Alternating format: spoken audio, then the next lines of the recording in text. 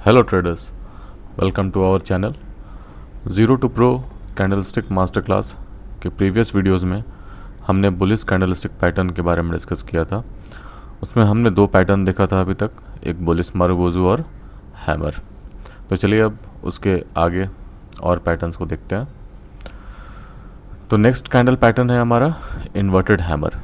Bullish candlestick pattern में हमने bullish marubozu और हैमर को डिस्कस किया। थर्ड हमारा जो कैंडल पैटर्न है वो है इन्वर्टेड हैमर।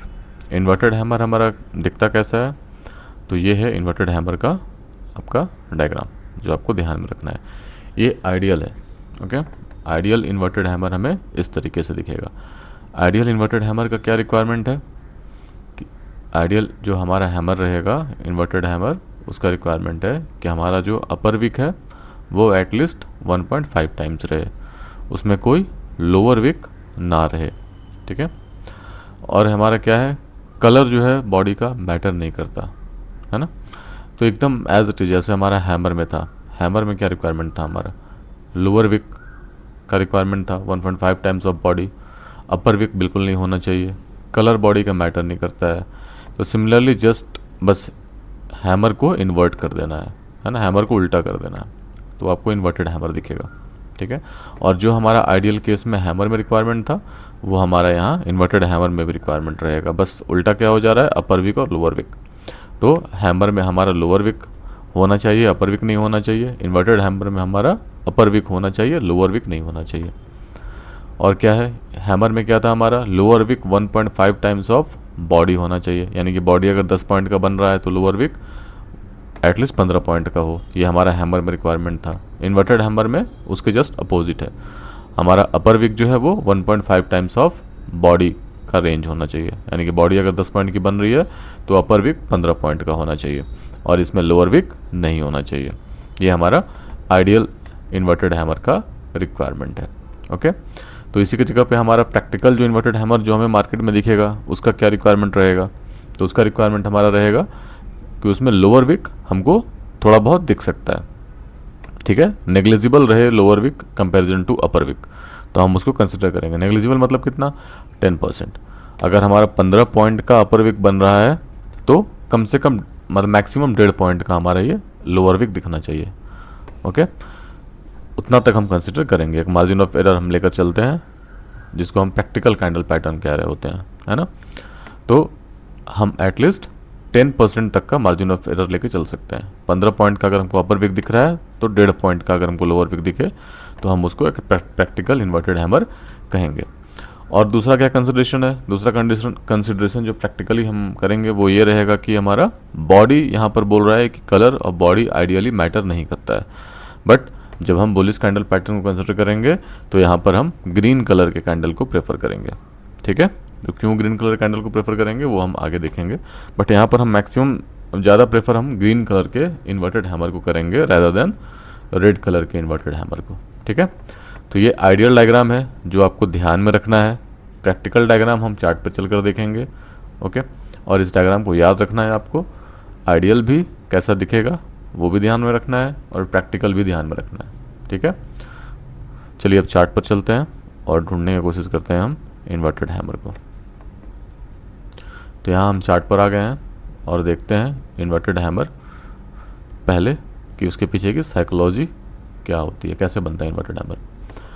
तो इन्वर्टेड हैमर कैसे बनेगा, एक प्राइस पे मार्केट ओपन होगा, फिर क्या होगा, बायर क्या करेंगे, पुश करेंगे प्राइस को ऊपर की तरफ, फिर क्या होगा, सेलर वापस ट्राई करेंगे मार्केट को नीचे की तरफ पुश करने का, ओके। बट जिस प्राइस पे ओपन हुआ था उस प्राइस तक वो नहीं ला पाएंगे और मार्केट कहीं ऊपर क्लोज हो जाएगा, यानी कि जो ओपनिंग प्राइस थी उससे भी ऊपर मार्केट क्लोज होगा, है ना। तो यहाँ पर क्या होगा, एक विक बन जाएगा इस हैमर में, इन्वर्टेड हैमर में, ठीक है। इस टाइप का वो दिखेगा, एक विक ऊपर बन गया। क्यों विक बना, क्योंकि हाईएस्ट प्राइस जो मार्केट ने लगाया वो ये था, यानी कि ओपनिंग इस प्राइस पे हुई बट बायर ने पुश किया प्राइस को ऊपर और फिर मार्केट वापस फॉल किया, सेलर ने वापस पुश किया नीचे की तरफ बट ओपनिंग प्राइस तक नहीं ला पाए, क्लोजिंग उसकी बीच में कहीं हो गई, ओके। तो ये एक ग्रीन बॉडी का इन्वर्टेड हैमर बन जाएगा। तो ये बुलिश पैटर्न हम इसको क्यों कह रहे हैं, बुलिश पैटर्न हम इसको इसलिए कह रहे हैं क्योंकि यहाँ पहली बार बायर का प्रेजेंस हमको दिखाई देगा। देखिए, कोई भी बुलिश कैंडलस्टिक पैटर्न अगर हम पढ़ रहे हैं ना, तो उसका कंटेक्स्ट मैटर करता है। बुलिश कैंडल पैटर्न का मतलब ये नहीं है कि वो कहीं भी बनेगा तो प्राइस ऊपर जाने लग जाएगा, ठीक है। हमें मतलब किस चीज़ से है कि वो पैटर्न का लोकेशन बहुत मायने रखता है कि वो पैटर्न बन कहाँ रहा है। तो बुलिश कैंडल पैटर्न जब भी बन रहा है तो उसका सिग्निफिकेंस तभी है जब वो मार्केट उसके पहले गिर रहा हो, जो कंटेक्स्ट हो पहले मार्केट का वो फॉलिंग कंटेक्स्ट हो, और फॉलिंग कंटेक्स्ट में मार्केट फिर गिरते हुए और फिर यहाँ पर किसी सपोर्ट वाले एरिया के पास आकर के एक बुलिश कैंडल पैटर्न बनाए, ठीक है। तो ये तब वहाँ पे बुलिश कैंडल पैटर्न का सिग्निफिकेंस होता है। ऐसी जगह पे बुलिश कैंडल पैटर्न बनना चाहिए। इसके पहले मार्केट फॉल आ रहा हो, मार्केट जिग-जैग करके गिर रहा हो, लोअर लो लोअर हाई बनाता हुआ, और फिर सपोर्ट के पास आ जाए और वहाँ पर फिर एक हमें बुलिश कैंडल पैटर्न दिखाई दे। तो अगर मार्केट ऑलरेडी पहले से फॉल हो रहा है, उस कंटेक्स्ट में अगर यहाँ पर बायर प्राइस को ऊपर पुश करने का ट्राई कर रहा है, तो ये हमें फर्स्ट टाइम इन्वर्टेड हैमर ये बता रहा है कि हाँ, अब बायर मार्केट में आने का ट्राई कर रहे हैं। ऑल्दो यहाँ पर बायर को सेलर ने पुश किया, ऊपर हाई प्राइस तक बायर लेके गए, वहाँ से सेलर ने वापस पुश करके प्राइस को नीचे लाया, बट पहली बार यहाँ पता चला कि हाँ, बायर ने ट्राई किया है प्राइस को ऊपर लेके जाने का। इसीलिए मार्केट के कंटेक्स्ट में, अगर फॉलिंग मार्केट है उसके कंटेक्स्ट में अगर एक इन्वर्टेड हैमर बन रहा है तो वो एक बुलिश सिग्निफिकेंस दे रहा है, वो एक बायर्स के प्रेजेंस को बता रहा है। इसलिए हम इसे एक बुलिश कैंडल पैटर्न के क्लासिफिकेशन में कंसिडर करते हैं। ओके, तो इन्वर्टेड हैमर एक बुलिश कैंडल पैटर्न है। इसके पीछे की साइकोलॉजी यही है कि इसने पहली बार हमें बुल्स के प्रेजेंस को बताया है। ओके, तो चलिए अब चार्ट पर चलते हैं और हम ढूंढने की कोशिश करते हैं इन्वर्टेड हैमर। तो इन्वर्टेड हैमर देखते हैं। अभी हम सिर्फ इन्वर्टेड हैमर ढूंढ रहे हैं, पैटर्न ढूंढ रहे हैं, ठीक है। कैसे कैंडल को यूज़ करते हैं, कैसे हम स्ट्रेटजी उसके थ्रू बनाएंगे, ये सब चीज़ हम लेटर ऑन देखेंगे, बाद में हम आगे सब देखेंगे। अभी बस सिर्फ पैटर्न को आपको बस दिमाग में रखना है, पैटर्न को ध्यान में रखिए और चार्ट पर जाकर के उसको प्रैक्टिस करिए, ताकि आपको लाइव मार्केट में जब आप उस चार्ट को देखो तो आपको उसमें कोई दिक्कत ना हो, आपको देखते हुए पैटर्न पहचान में आ जाए। फिर उस पैटर्न को ट्रेड कैसे करते हैं ये सब हम आगे आने वाली वीडियोज़ में देखेंगे। बट अभी के लिए सिर्फ आप हर पैटर्न का नाम याद रखने की कोशिश करो, उसके डायग्राम को याद रखने की कोशिश करो और लाइव चार्ट पर जाकर के उसको पहचानने की कोशिश करो, ताकि आपका आंख सेट हो जाए चार्ट पर, ताकि जब आप चार्ट को एनालाइज करो या लाइव मार्केट में देखो तो आपको वहाँ पर नज़र पड़ते ही पहली नज़र में वो चीज़, वो पैटर्न आपको पहचान में आना चाहिए, ठीक है। तो अभी हम चलते हैं इन्वर्टेड हैमर को ढूंढने की कोशिश करते हैं, कहाँ इन्वर्टेड हैमर है, ठीक है। तो देखिए यहाँ पर चार्ट पर कहीं हमको इन्वर्टेड हैमर दिखाई दे रहा है। देखिए यहाँ हमें एक इन्वर्टेड हैमर दिखाई दे रहा है ना, ये हमारा इन्वर्टेड हैमर, ठीक है। क्या ये आइडियल इन्वर्टेड हैमर है? नहीं, एक आइडियल इन्वर्टेड हैमर नहीं है, लेकिन प्रैक्टिकल इन्वर्टेड हैमर है। हाँ, एक प्रैक्टिकल इन्वर्टेड हैमर है। क्यों प्रैक्टिकल इन्वर्टेड हैमर है? क्योंकि यहाँ पर लोअर विक हमको दिख रहा है ना, लोअर विक यहाँ पे क्या है, नेग्लिजिबल है। अपर विक के कंपैरिजन में नेग्लिजिबल लोअर विक यहाँ पर है, ठीक है। और जो इसका अपर विक बना है वो इसकी बॉडी के कंपैरिजन में 1.5 टाइम से ज़्यादा है, इसलिए ये एक हैमर है, इन्वर्टेड हैमर है, बट प्रैक्टिकल इन्वर्टेड हैमर है, ठीक है। और इन्वर्टेड हैमर ढूंढने की कोशिश करते हैं हम। देखिए कहीं दिख रहा है तो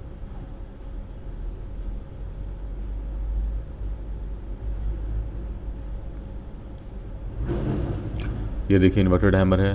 क्या है ये? रेड बॉडी इन्वर्टेड हैमर है, ठीक है। एक रेड बॉडी का इन्वर्टेड हैमर है ना। लोअर विक इसके अंदर दिख रहा है आपको, ठीक है। रेड बॉडी के इन्वर्टेड हैमर के बारे में अगर हम बात करें तो हम रेड बॉडी वाले इन्वर्टेड हैमर को ज़्यादा इंपॉर्टेंस नहीं देंगे। क्यों नहीं देंगे? उसके पीछे की साइकोलॉजी क्या है, क्यों रेड बॉडी वाला इन्वर्टेड हैमर हमें ज़्यादा इंपॉर्टेंस हमको नहीं देना है? क्योंकि जो रेड बॉडी का इन्वर्टेड हैमर कब बनेगा, आप ध्यान देना एक बार यहाँ पर, रेड बॉडी का इन्वर्टेड हैमर कब बनेगा? अगर एक प्राइस पे ओपनिंग हुई है, इस प्राइस पे अगर मान लो ओपनिंग होती है, प्राइस ऊपर जा रहा है, बायर ने पुश किया प्राइस को ऊपर, बाद में सेलर ने पुश किया प्राइस को नीचे, और अल्टीमेटली सेलर क्या किए, जो ओपनिंग प्राइस थी उससे भी नीचे पुश करके ले गए प्राइस को, है ना। तब ने इस बॉडी जो है इसका रेड कलर का बनेगा। बॉडी रेड कलर कब बनता है? जब क्लोजिंग प्राइस जो होती है वो ओपनिंग प्राइस से नीचे चली जाती है, ठीक है।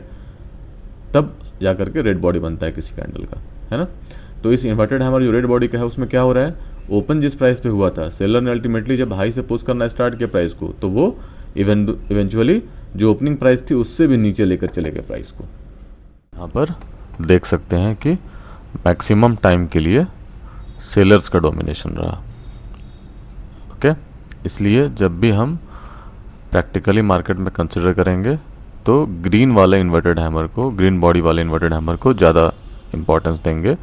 रेड वाले बॉडी वाले इन्वर्टेड हैमर को हम उतना एज अ बुलिश कंसिडर नहीं करेंगे। अगर हमको इन दोनों में ऑप्शन मिले कि इन दोनों में कौन सा ज़्यादा बेटर है, तो ग्रीन वाले बॉडी वाले इन्वर्टेड हैमर को हम प्रेफरेंस देंगे। ओके, चलिए चलते हैं फिर हम नेक्स्ट कैंडल पैटर्न की तरफ। तो अब तक हमने जो भी कैंडल पैटर्न पढ़ा वो सिंगल कैंडल पैटर्न था, है ना। हमने बुलिश मारुबुजु पढ़ा, वो क्या था, एक सिंगल कैंडल का एक पैटर्न था। हमने हैमर पढ़ा, वो क्या था, एक सिंगल कैंडल का पैटर्न था। फिर हमने इन्वर्टेड हैमर देखा, वो भी एक सिंगल कैंडल का पैटर्न था। तो अब हम देखेंगे डबल कैंडल का पैटर्न, यानी कि जहाँ दो कैंडल मिल करके एक पैटर्न बनाएंगे जो बुलिश कैंडल पैटर्न कहलाएगा। तो उसमें पहला हमारा आता है बुलिश इनगल्फिंग, ठीक है। तो बुलिश इनगल्फिंग देख कैसा दिखता है, आइडियली बुलिश इनगल्फिंग इस तरीके से दिखना चाहिए। यानी इसमें क्या हो रहा है, पहला कैंडल हमारा रेड बॉडी का रहेगा, ये दो कैंडल मिलकर एक पैटर्न बना रहे हैं। उस दो कैंडल में जो फर्स्ट कैंडल होना चाहिए हमारा, वो रेड कलर के बॉडी का होना चाहिए।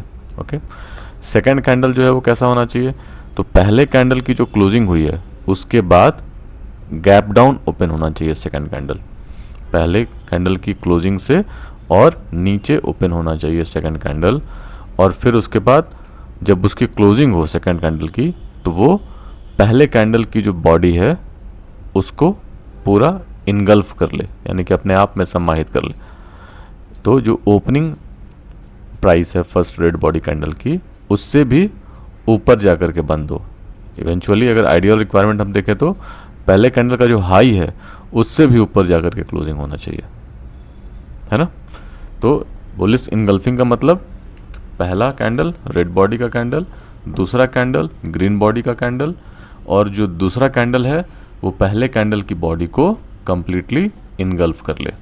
तो पहले कैंडल की बॉडी इतनी बड़ी बने कि दूसरे कैंडल की बॉडी इतनी बड़ी बने कि पहले कैंडल का बॉडी और विक दोनों इनगल्फ कर ले। आइडियली अगर बेस्ट माना जाए बुलिश इनगल्फिंग, तो वो ऐसा रहेगा कि वो सेकेंड कैंडल की बॉडी के अंदर फर्स्ट कैंडल का विक और बॉडी दोनों आ जाए, ठीक है। बट प्रैक्टिकल कैसा रहेगा बुलिश इनगल्फिंग, आपको जो मैक्सिमम मार्केट में दिखेगा वो क्या दिखेगा, तो वो ऐसा दिखेगा कि पहले कैंडल का जो क्लोजिंग जहाँ हुआ है, सेकेंड कैंडल की ओपनिंग ऑलमोस्ट उसी लेवल पे हो जाएगी। इतना गैप डाउन आपको नहीं दिखेगा, जो आइडियल रिक्वायरमेंट है आपको इतना गैप डाउन नहीं दिखेगा, ठीक है। तो सेकेंड कैंडल की ओपनिंग फर्स्ट कैंडल के क्लोजिंग के पास ही हो जाएगी ऑलमोस्ट, और उसके बाद फिर क्या होगा, फर्स्ट कैंडल की पूरी बॉडी को सेकेंड कैंडल इनगल्फ कर लेगा, ठीक है। तो आइडियल केस में तो हमको चाहिए कि गैप डाउन हो और उसके बाद सेकेंड कैंडल की पूरी बॉडी जो है उसके अंदर फर्स्ट कैंडल का बॉडी और विक दोनों आ जाए। बट प्रैक्टिकल रिक्वायरमेंट मार्केट में क्या दिखाई देगा आपको, कि फर्स्ट कैंडल की क्लोजिंग के लेवल पे ही सेकेंड कैंडल की ओपनिंग होगी, और सेकेंड कैंडल की बॉडी के अंदर जो है वो फर्स्ट कैंडल की बॉडी आ जाएगी। विक हो सकता है कि इसकी फर्स्ट कैंडल की बॉडी से बाहर चला जाए, लेकिन बॉडी कंप्लीटली जो है वो सेकेंड कैंडल की बॉडी के अंदर आना चाहिए फर्स्ट कैंडल का बॉडी। ओके, तो प्रैक्टिकल रिक्वायरमेंट ये है कि क्लोजिंग जो फर्स्ट कैंडल की हो रही है उस लेवल पे एटलीस्ट ओपनिंग होनी चाहिए सेकेंड कैंडल की, और जो फर्स्ट कैंडल की बॉडी है वो एटलीस्ट पूरे सेकेंड कैंडल की बॉडी के अंदर आ जानी चाहिए, ठीक है। ये हमारा प्रैक्टिकल रिक्वायरमेंट है। आइडियल क्या रिक्वायरमेंट है कि सेकेंड कैंडल की जो ओपनिंग है वो फर्स्ट कैंडल की क्लोजिंग से नीचे होनी चाहिए, यानी कि गैप डाउन ओपनिंग होनी चाहिए, और जो फर्स्ट कैंडल का बॉडी और विक है वो दोनों सेकेंड कैंडल की बॉडी के अंदर आ जाना चाहिए, ठीक है। तो ये हमारा आइडियल रिक्वायरमेंट है। तो चलिए अब चार्ट पर देखते हैं। इस पिक्चर को आप दिमाग में रखिए, याद रखिए, और चार्ट पर चल के देखते हैं। तो यहाँ पर अगर हम देखें तो बुलिश इनगल्फिंग जो है हमारा, वो बुलिश कैसे बन रहा है, तो मार्केट का कंटेक्स्ट अगर हम पहले समझें तो कंटेक्स्ट क्या है मार्केट का, सेलिंग का कंटेक्स्ट है ना। मार्केट गिर रहा है, अब गिरते गिरते मार्केट में पहली बार ऐसा हुआ कि एक छोटी रेड कलर की बॉडी वाली एक कैंडल बनी, ठीक है। और अगर मार्केट गिर रहा है उसके पहले तो क्या होगा, red body, maximum red body की कैंडल बनेंगे, ठीक है। तो रेड बॉडी का कैंडल बनते हुए हमें पहली बार एक छोटा रेड बॉडी का कैंडल यहाँ बनता दिखाई दिया, ठीक है। रिलेटिवली छोटा मतलब जो इसके पहले रेड बॉडी कैंडल बन रहे होंगे वो बड़े बड़े बॉडी वाले बन रहे होंगे, तो उनके रिलेटिवली यहाँ पर हमें एक छोटा रेड बॉडी वाला कैंडल बनता दिखाई दिया। उसके बाद हमें क्या दिखाई दे रहा है कि प्राइस की ओपनिंग इस रेड बॉडी वाले क्लोजिंग से नीचे हुई, लेकिन उसके बाद बायर आए और प्राइस को यहाँ से ऊपर पुश किए, और इतना ऊपर पुश किए कि जो ये रेड बॉडी वाला कैंडल है ये वाला, इसके क्लोजिंग या इसके ओपनिंग से भी या इसके हाई से भी ऊपर लेकर चले गए, ठीक है। और क्लोजिंग भी उधर ही करा दिया, है ना। तो यहाँ फर्स्ट टाइम हमको यह क्या दिख रहा है, बायर्स का प्रेजेंस दिख रहा है। इस फॉलिंग कंटेक्स्ट में जहाँ मार्केट गिर रहा है, इस फॉलिंग कंटेक्स्ट में किसी सपोर्ट लेवल के पास पहुँचने के बाद ऐसा हुआ कि even though market gap down खुला यहाँ पर, बट उसके बावजूद बायर आकर प्राइस को पुश किए, और वो बायर का इतना डोमिनेशन था कि अल्टीमेटली इस रेड बॉडी कैंडल की हाई, ओपनिंग, इन सबको कवर करते हुए इसके ऊपर क्लोजिंग करवा दी और वहीं पे प्राइस सस्टेन किया, ठीक है। तो इस फॉलिंग कंटेक्स्ट में पहली बार यहाँ हमें बायर्स का डोमिनेशन दिखा, इसलिए ये एक बुलिश कैंडल पैटर्न है, ठीक है। तो बुलिश इनगल्फिंग एक बुलिश कैंडल पैटर्न। चलिए अब इसको चार्ट पर देखते हैं, ढूंढने की कोशिश करते हैं, है ना, कहाँ दिख रहा है हमें। तो चार्ट पर अगर हम देखें तो देखिए यहाँ पर दिख रहा है हमें, ये क्या है, ये एक बुलिश इनगल्फिंग पैटर्न। क्या हुआ यहाँ पे, फॉलिंग कंटेक्स्ट, मार्केट फॉल करता हुआ आ रहा है, तो रिलेटिवली क्या हुआ, इसकी बॉडी छोटी बनी है, ये रेड कलर की बॉडी बनी, बट रिलेटिवली इन दोनों के कंपैरिजन में छोटी बॉडी बनी पहली बार। उसके बाद फिर क्या हुआ, यहाँ पर देखेंगे अगर हम थोड़ा सा जूम करके, तो हल्का सा गैप डाउन ओपनिंग हुई है। नेक्स्ट कैंडल की ओपनिंग जो हुई वो हल्की सी गैप डाउन हुई, और फिर उसके बाद बायर्स आए, पुश किया प्राइस को ऊपर, और क्लोजिंग इस कैंडल के हाई के ऊपर करवा दिया।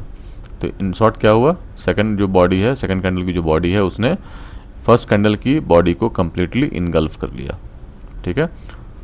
तो इसे हम कह रहे हैं बुलिश इनगल्फिंग, ठीक है। तो ये दो कैंडल का पैटर्न है जो हमें पहली बार बायर्स के प्रेजेंस को बता रहा है एक फॉलिंग कंटेक्स्ट में, ठीक है। और खोजते हैं, देखते हैं हम।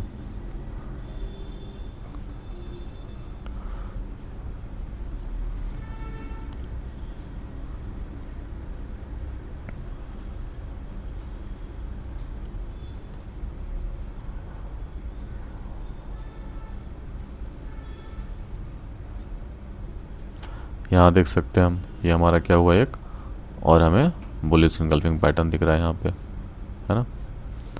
क्या हो रहा है, एक रेड बॉडी कैंडल, इसके पहले देखिए फॉलिंग कंटेक्स्ट है, मार्केट गिर रहा है, यहाँ एक रेड बॉडी कैंडल बना, उसके जस्ट नेक्स्ट एक ग्रीन बॉडी कैंडल बन रहा है, और वो क्या कर रहा है, इस रेड बॉडी वाले कैंडल की बॉडी को पूरा अपने अंदर इनगल्फ कर ले रहा है। इसकी बॉडी, ग्रीन वाले की बॉडी ने इनगल्फ कर लिया इस रेड वाले की बॉडी को।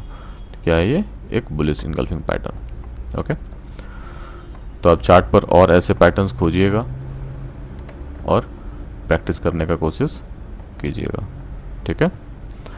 फिर इसके आगे के पैटर्न को हम नेक्स्ट वीडियोस में देखेंगे।